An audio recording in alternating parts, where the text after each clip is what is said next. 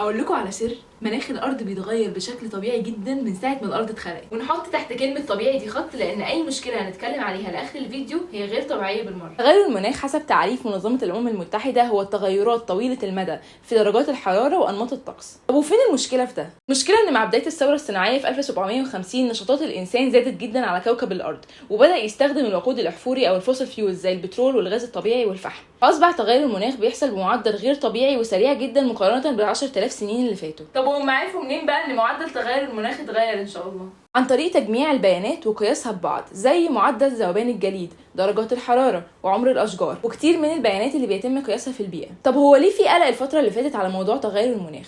مؤخرا ظواهر تغير المناخ بدات تظهر بشكل ملحوظ جدا، زي السيول اللي بنشوفها في باكستان والسودان، ارتفاع درجات الحراره بشكل ملحوظ، وارتفاع مستوى سطح البحر اللي بيهدد كتير من المدن الساحليه. والاهم من ده كله ان احنا محتاجين نتحرك عشان نلاقي حل في المشكله دي. ايوه، يعني هنعمل ايه؟ في كذا حل.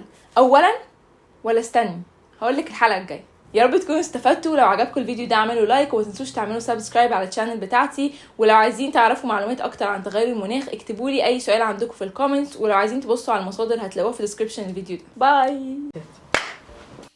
كلمه غريبه قوي انا اللي كاتباها.